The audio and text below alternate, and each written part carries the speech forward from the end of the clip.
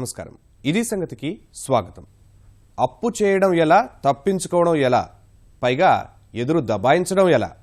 ప్రస్తుతం వీటిలో ఏ ఒక్క మాటన్నా టక్కున గుర్తొస్తోన్న పేరు విజయ్ మాల్యా. ఇప్పుడు ఆయన ఎవరు ఊహించని మరో పని చేశారు. 1000 కోట్లు టోకరా గురించే రచ్చ జరుగుతున్న తరుణంలో పరోక్షంగా ఓ పెద్ద హెచ్చరికే పంపాడు. తనను అరెస్టు చేస్తే చిల్లి గవ్వ కూడా వచ్చే అవకాశం లేదట. పాస్పోర్టు రద్దు చేసినా, తనను అరెస్టు చేసినా ఆ పద్ధతులతో బ్యాంకు రుణాలను రాబట్టలేరని ఓ బ్రిటన్ పత్రికకిచ్చిన ఇంటర్వ్యూలో కుండబద్దలు కొట్టేశారు. అంతేకాదు, తనపై వస్తున్న ఒత్తిడి వల్లే దేశం విడిచి వెళ్లాల్సి వచ్చిందని, ఇప్పట్లో బ్రిటన్ విడిచి వెళ్లే ప్రణాళిక లేదని తేల్చేశాడు. మరిప్పుడు ఈ మహారాజు విషయంలో భారత ప్రభుత్వం, ఇక్కడి న్యాయ వ్యవస్థ, చట్టబద్ధమైన సంస్థలు ఏం చేస్తాయి? రోజుకో మాటతో ఓ దేశం అక్కడి వ్యవస్థలతోనే దోబూచులాడే స్థాయి మాల్యాకు ఎలా వచ్చింది? బ్యాంకులకు రావాల్సిన 9,000 కోట్ల రూపాయల మాటేమిటి? మాల్యా సుదీర్ఘమైన సవివరమైన ప్రకటన తర్వాత ఈ ప్రశ్నలుగానే మిగిలిపోవడమే రానున్న రోజుల్లో ఏం జరగనుందన్న ఉత్కంఠ పెంచుతోంది.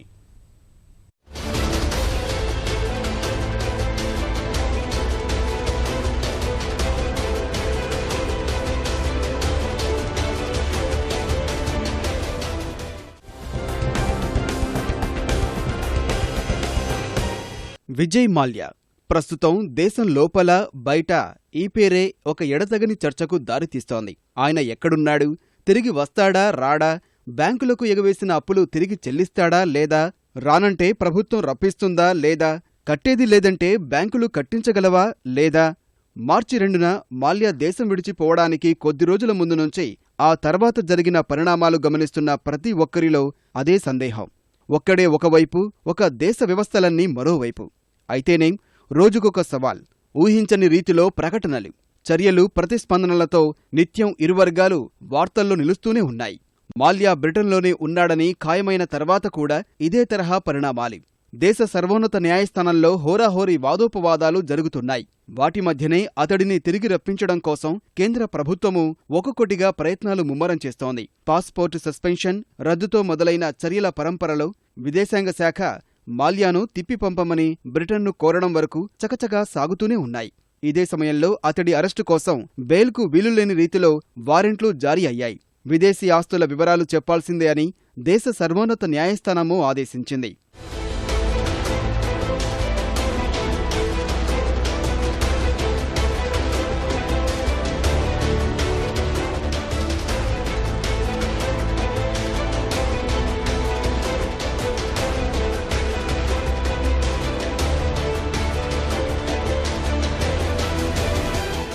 ఇన్నింటి మధ్య ఇంతకాలానికి తీరికగా బహిరంగ ప్రకటన చేసిన విజయ్ మాల్యా తీరు చూస్తే మాత్రం విస్తుబోవాల్సిందే.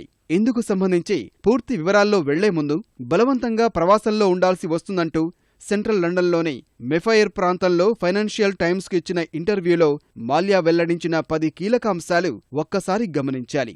నేనొక తళుకు బెళుకు మనిషిననుకుంటారు. నిజానికి నేనో సాధారణమైన మనిషిని. రంగుల బట్టలు వేసుకోవడం ఏం తప్పు కాదు. నేను దేశభక్తుడిని. కానీ ప్రస్తుతానికి బ్రిటనే సురక్షితం అనుకుంటున్నా. నా వ్యాపార ప్రస్థానంలో అత్యంత బాధాకరమైన అధ్యయనానికి ముగింపు పలకాలని అనుకుంటున్నా. నా పాస్పోర్టు తీసుకోవడం, అరెస్టు చేయడం ద్వారా ఎలాంటి డబ్బులు పొందలేరు.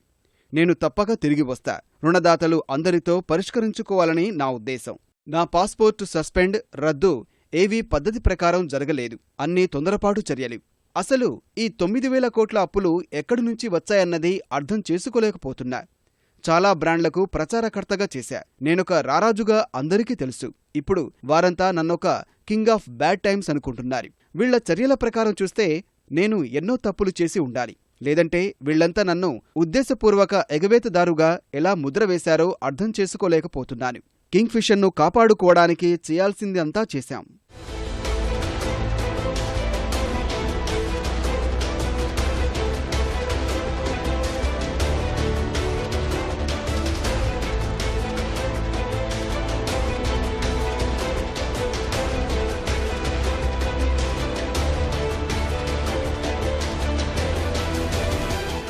ఈ సుదీర్ఘమైన ప్రకటనలో కూడా బలవంతంగా ప్రవాసంలో ఉండాల్సి వస్తుంది అన్నారే తప్ప అందుకు దారితీసిన పరిస్థితులు, కారణాలు ఎక్కడా ప్రస్తావించలేదు. అదే సమయంలో ఇప్పట్లో అతడికి భారత్కు తిరిగి వచ్చే ఉద్దేశం లేదు.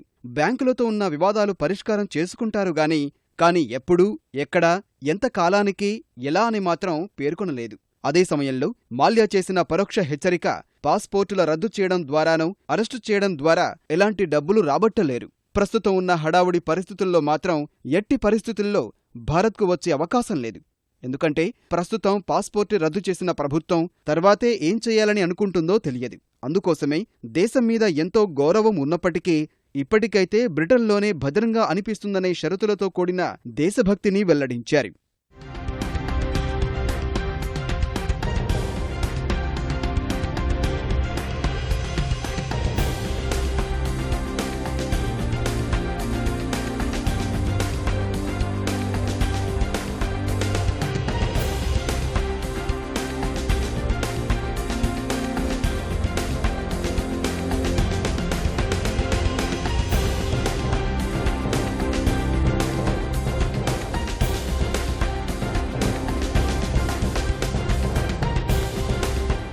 గురువారం అతడిని తిప్పిపంపమని భారత ప్రభుత్వం బ్రిటన్కు విజ్ఞప్తి చేసిన గంటల వ్యవధిలో మాల్యా ఇంత వేగంగా, ఇంత వివరంగా ఎందుకు స్పందించారు?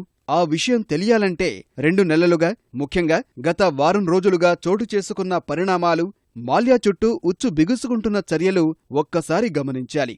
ఎప్పుడైతే బ్యాంకులు 9,000 కోట్ల రూపాయల బకాయిల వసూళ్ల కోసం సుప్రీంకోర్టును ఆశ్రయించాయో ఆ వెంటనే మార్చి 2న గుట్టుగా దేశం నుంచి జారుకున్నారు మాల్యా.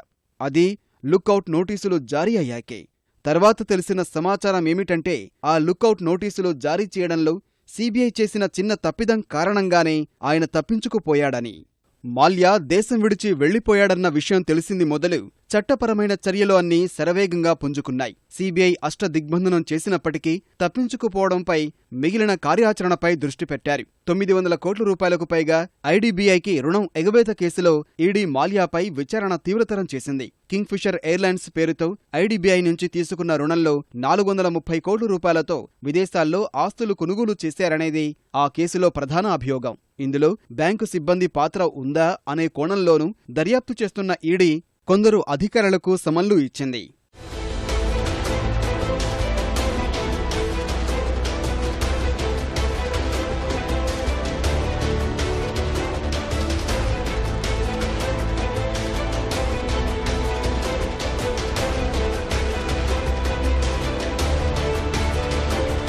ఫెరా నిబంధనల ఉల్లంఘనకు సంబంధించి ఈడీ 4 సార్లు తాకీదులు ఇచ్చినా మాల్యా వారి ఎదుట హాజరై సమాధానం చెప్పడంలో విఫలమయ్యారు.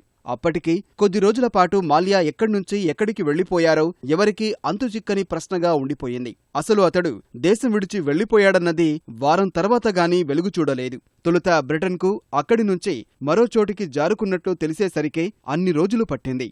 ఎన్నిసార్లు చెప్పినా బ్యాంకులు తమకు నేరుగా ఫిర్యాదు చేయలేదన్న సీబీఐ వ్యాఖ్యతో మాల్యా విషయంలో బ్యాంకర్ల డొల్లతనమూ బయటపడింది. చివరకు విషయం ఎక్కడి వరకు వెళ్లిందంటే అసలు బ్యాంకులు రుణాలు ఎలా ఇస్తున్నాయనే విషయంపై పార్లమెంటరీ దర్యాప్తు సంఘాన్ని ఏర్పాటు చేయాలని కోరేంత వరకు. ఈ చర్యల మధ్యనే ఎట్టకేలకు మార్చి 11న అజ్ఞాత ప్రదేశం నుంచే స్పందించిన మాల్యా దేశం నుంచి ఏం పారిపోలేదంటూ ప్రకటించుకున్నాడు. అది కూడా ట్విట్టర్ ద్వారానే. తను అంతర్జాతీయ వ్యాపారవేత్త అని, ఎక్కడికి పోతానంటూ తిరిగి ఎదురు ప్రశ్నలు సంధించాడు. ఆస్తుల వివరాలు కావాలనుకుంటే పార్లమెంటుకు సమర్పించిన పత్రాలు చూసుకోమంటూ బ్యాంకులకు ఉచిత సలహాలు ఇచ్చాడు. అప్పటికీ తెలిసిన సమాచారం లండన్ నుంచి గంటపాటు ప్రయాణం చేస్తే వచ్చే ఓ గ్రామంలో సొంత ఎస్టేట్లో అతడు తలదాచుకున్నాడని. మరోవైపు ఉద్దేశపూర్వక ఎగవేతదారుడిగా ముద్రపడిన కారణంగా తను సభ్యుడిగా ఉన్న అనేక సంస్థల బోర్డు నుంచి బయటకు రాక తప్పని పరిస్థితి మాల్యాకు ఏర్పడింది. అవేగాక లక్షల కోట్ల రూపాయల మేర పేరుకుపోయిన మొండి బకాయిలను తిరిగి రాబట్టే విషయంలో ఆర్బీఐ గవర్నర్ రఘురాం రాజన్, ప్రధానమంత్రి మోదీ కూడా స్థిరమైన నిర్ణయంతోనే ఉండడమూ ఆ ఉచ్చుని మరింత బిగిసేలా చేసింది.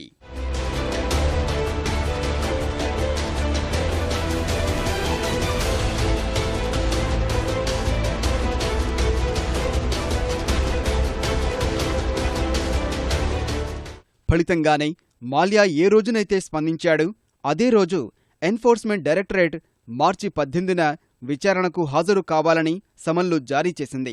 ఆ రోజు రాలేను, మరోసారి వస్తానన్న విజ్ఞప్తిని మన్నించి అవకాశమిచ్చారు. తర్వాత మే వరకు గడువు కోరుతూ మరోసారి ఈడీ విచారణకు హాజరు కాలేదు.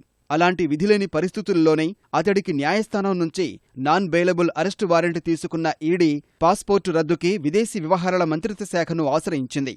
వాటికి అనుగుణంగానే మొదట మాల్యా పాస్పోర్టు సస్పెండ్ చేసిన కేంద్రం ఇచ్చిన తాకీదులకు స్పందన లేదని రద్దు నిర్ణయం తీసుకుంది. ఇవన్నీ జరుగుతున్న తరుణంలోనే బ్రిటన్ ఓటర్ల జాబితాలో మాల్యా పేరు ఉందన్న సమాచారం ఎంతో ప్రాధాన్యం సంతరించుకుంది. ఈ మధ్యలో మాల్యా న్యాయవాదుల ద్వారా రాజీ ప్రయత్నాలను ప్రారంభించినట్లు కనిపించారు. బ్యాంకులకు చెల్లించాల్సిన 9,000 కోట్లకు పైగా రుణాల్లో మొదటి విడతగా 4,000 కోట్లు చెల్లించేందుకు సంసిద్ధమని ప్రకటించాడు. అందుకు బ్యాంకులు ససేమిరా అన్న తర్వాత మరో 2,500 కోట్లు కలిపి చెల్లిస్తానని అదే న్యాయవాదుల ద్వారానే కోర్టుకు తెలిపారు. వాటన్నింటికి సంబంధించి తన విదేశీ ఆస్తుల వివరాలు మాత్రం వెల్లడించేది లేదంటూ మెలికపెట్టాడు. అసలు ఎన్ఆర్ఐలైన తన కుటుంబ సభ్యుల ఆస్తుల వివరాలు అడిగే హక్కు ఎవరికీ లేదని వాదించారు. సుప్రీంకోర్టులో అఫిడవిట్ను దాఖలు చేశారు. అవన్నీ తిరస్కరించిన సుప్రీంకోర్టు మాల్యా విదేశీ ఆస్తుల వివరాలు ఇవ్వాల్సిందేనని స్పష్టం చేసింది. అక్కడితో అతడి దోబూచులాటకు కొంత అడ్డుకట్ట పడినట్లయింది. విషయం అక్కడితోనే అయిపోలేదు. మొండి బకాయిలు, పరారీ విజయ్ మాల్యా రాజ్యసభ సభ్యత్వానికి ఎసరు వచ్చింది. ఈ విషయాలపై సమావేశమైన రాజ్యసభ నైతిక విలువల కమిటీ మాల్యా సభ్యత్వం తొలగించాలని సిఫార్సు చేసింది. ఆ సిఫార్సు ఆమోదం పొందితే విజయ్ మాల్యా ఎంపీ పదవి ఊడినట్లే. వాటన్నింటి తర్వాతనే బ్యాంకులకు 1,000 కోట్లు ఎగవేసి పరారైన విజయ్ మాల్యను తమకు అప్పగించాలని బ్రిటన్కు భారత్ గురువారం అధికారికంగా విజ్ఞప్తి చేసింది. ఇప్పటికే అతని పాస్పోర్టు రద్దు చేశామని, కోర్టులు మనీ లాండరింగ్ నిరోధక చట్టం కింద మాల్యాను విచారించేందుకు అతడిని భారత్కు అప్పగించాలని ఢిల్లీలోని బ్రిటన్ హైకమిషన్ను భారత విదేశీ మంత్రిత్వ శాఖ కోరింది. ఆ విషయంపై బ్రిటన్లోని భారతీయ హైకమిషన్ కూడా బ్రిటన్ విదేశీ వ్యవహారాల శాఖకు, కామన్వెల్త్ కార్యాలయానికి ఇదే లేఖ అందించేందుకు ఏర్పాటు చేశారు. ఇలా అన్ని దారులు మూసుకుపోయిన తర్వాత మరోసారి స్పందించిన మాల్యా తను బలవంతపు ప్రవాసంలో ఉన్నా అంటూ ప్రకటించడం ఎందుకోసమనేదే ఇప్పుడు ఆసక్తి రేపుతున్న విషయం. మరిప్పుడు దేశ సర్వోన్నత న్యాయస్థానం, కేంద్ర ప్రభుత్వం, సిబిఐ, ఈడీ వంటి సంస్థలు ఎలా స్పందిస్తాయో, ఏం చేస్తాయో చూడాలి. రైతులే దేశానికి వెన్నెముక. వారు లేకపోతే తినడానికి తిండి ఉండదు. దేశ ఆర్థిక రంగం ఇప్పటికీ వ్యవసాయాధారితమే. అయినా దేశంలో అన్నదాతల కష్టాలకు లెక్కేలేదు. ఈ నేపథ్యంలోనే కేంద్ర ప్రభుత్వం రైతులకు వెన్నుదన్నుగా నిలవడానికి సరికొత్త బీమా పథకం అందుబాటులోకి తెచ్చింది. అతివృష్టి, అనావృష్టి లాంటి ప్రతికూల పరిస్థితుల్లో పంట నష్టాల నుంచి ఉపశమనం కలిగించేందుకు ప్రధానమంత్రి ఫసల్ బీమా యోజన పథకాన్ని అమలు చేయనుంది. దేశవ్యాప్తంగా ఈ ఏడాది ఖరీఫ్ పంటకాలం నుంచే ఈ పథకం అమల్లోకి రానుంది. ఏంటి ఫసల్ బీమా యోజన? గత బీమా పథకాల కంటే ఏ విధంగా ఇది మెరుగైంది?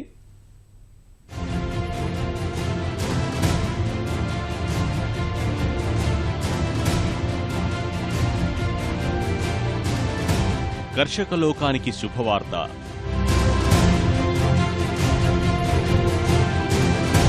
రైతులను కుదిపేస్తున్న ఒడిదుడుకులకు స్వస్తి. అన్నదాతలకు కేంద్ర ప్రభుత్వ కానుక.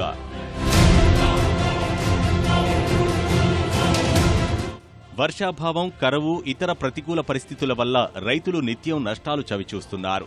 ఈ నేపథ్యంలో 2016-17 ఖరీఫ్ నుంచి తక్కువ ప్రీమియంతో పంటలకు బీమా కల్పించే ప్రధానమంత్రి ఫసల్ బీమా యోజన PMFBY అమలుకు రంగం సిద్ధమైంది.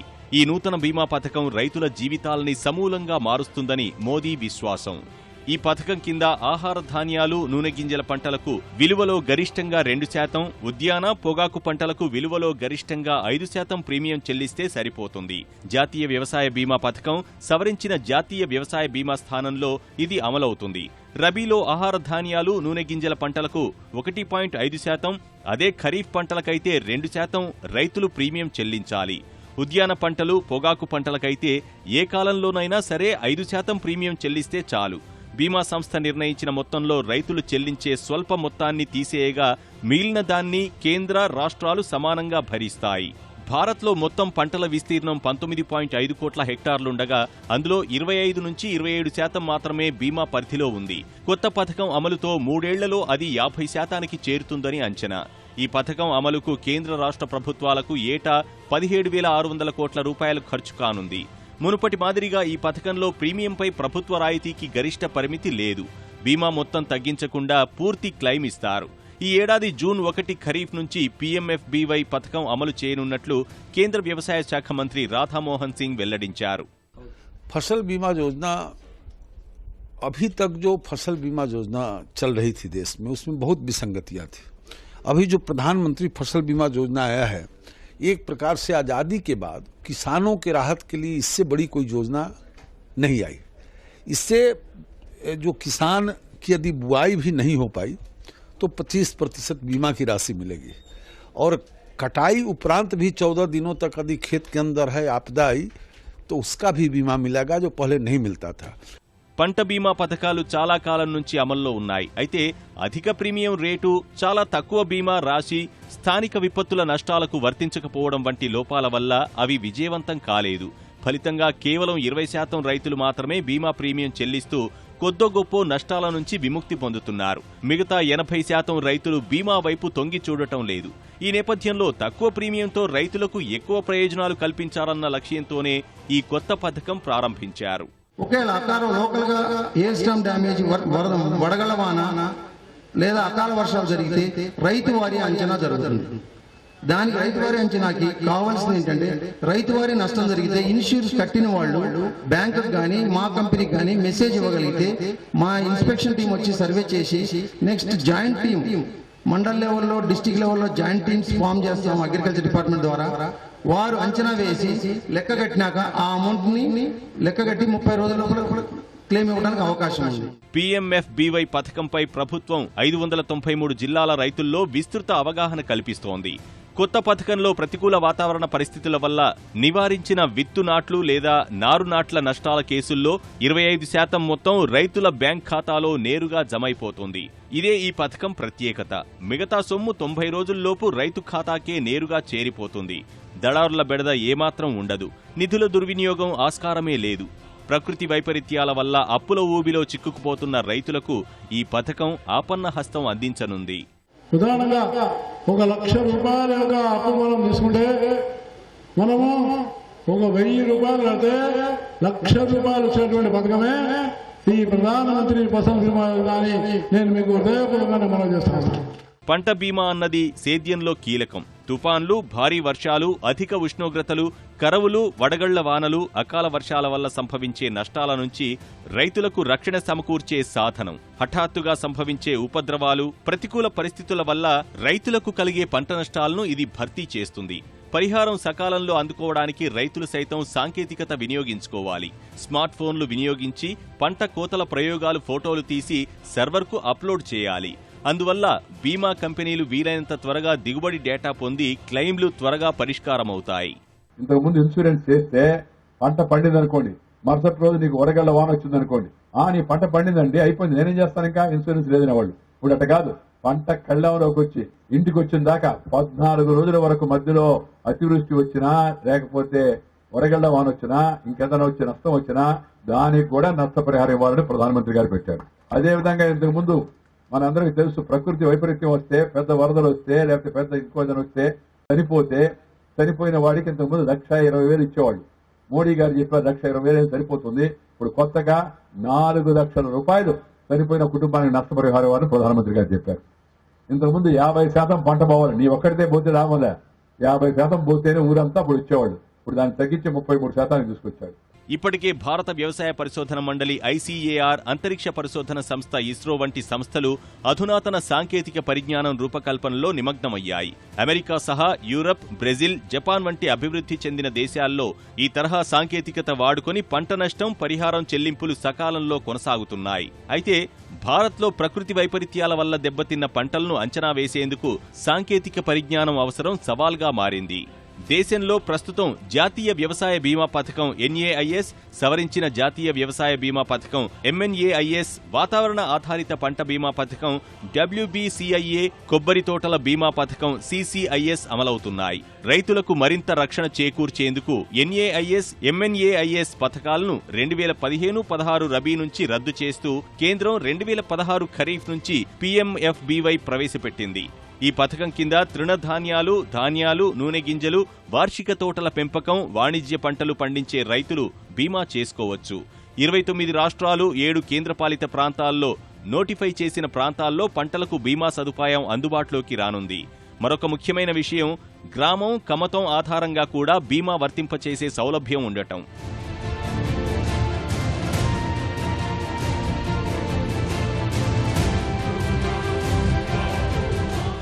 ఈ కొత్త పథకం కేసీసీ ఖాతాదారులే కాకుండా రైతులందరూ వినియోగించుకోవచ్చు. ఈ నేపథ్యంలో తెలుగు రాష్ట్రాల్లో పీఎంఎఫ్బీవై అమలుకు వ్యవసాయ శాఖ, బీమా రంగ సంస్థలు సన్నాహాలు ముమ్మరం చేస్తున్నాయి. ఆంధ్రప్రదేశ్లో 13 జిల్లాలు, తెలంగాణలో 9 జిల్లాల్లో భూమిని క్లస్టర్లుగా విభజించారు. వివిధ పంటలకు ప్రీమియం ఎంత తక్కువగా వసూలు చేస్తారన్న అంశాల ఆధారంగా ప్రైవేట్ సంస్థల మధ్య పోటీ పెట్టి ఓ సంస్థను ఎంపిక చేస్తారు. అయితే ఈ పంట బీమా పథకం అమల్లో 10 ప్రైవేట్ కంపెనీలకు అవకాశం కల్పించడం పట్ల రైతులు, రైతు సంఘాలు, వ్యవసాయ, ఆర్థిక రంగ నిపుణులు కొన్ని అనుమానాలు వ్యక్తం చేస్తున్నారు. గతంలో ప్రభుత్వం ఆధీనంలో ఉంటేనే సరైన పరిహారం అందక లక్షల సంఖ్యలో రైతులు నష్టపోయారు. మరి ప్రైవేట్ సంస్థల ఆధ్వర్యంలో ఏ మేరకు పరిహారం రైతులకు అందుతుందన్న అంశాన్ని కేంద్రం పరిగణలోకి తీసుకొని పరిశీలించాలని రైతు సంఘాలు సూచిస్తున్నాయి. ఇప్పుడు ప్రధానమంత్రి గారి ఆలోచన ప్రకారం ఇది ఆహ్వానించదగిందే. అయితే ఇంకా దాంట్లో విధి విధానాలు ఇంకా క్లారిటీ రావాల్సినటువంటి అవసరం ఎంతైనా ఉంది. ఎందుకంటే ఈ బీమా పథకంలో ప్రీమియము సన్నకారు చిన్న రైతులు కూడా కట్టగలిగిన స్థితిలో ఉండాలి. ఈ 10 ఇన్సూరెన్స్ కంపెనీలకి బాధ్యత పెట్టిండ్రు. ఇన్సూరెన్స్ కంపెనీల వాళ్ళ కీలకమైన బాధ్యత. ఇన్సూరెన్స్ కంపెనీల వాళ్ళపైన మానిటరింగ్ ఎవరు చేయాలి అనేది పెద్ద ప్రశ్న. బ్యాంకులు ఇన్సూరెన్స్ కంపెనీలు సహకరించకపోతే రైతు ప్రీమియం కట్టినా వృధా. ఖరీఫ్ మొదలయ్యాక జూలై 31లోగా ప్రీమియం చెల్లించిన ప్రతి రైతు ఈ పథకానికి అర్హుడే.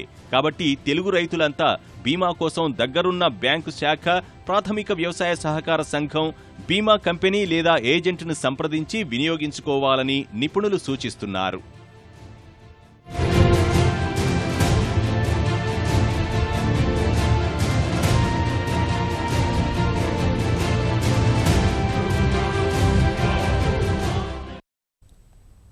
మరిన్ని విభిన్న అంశాలతో మరో ఇది సంగతిలో కలుసుకుందాం. నమస్కారం.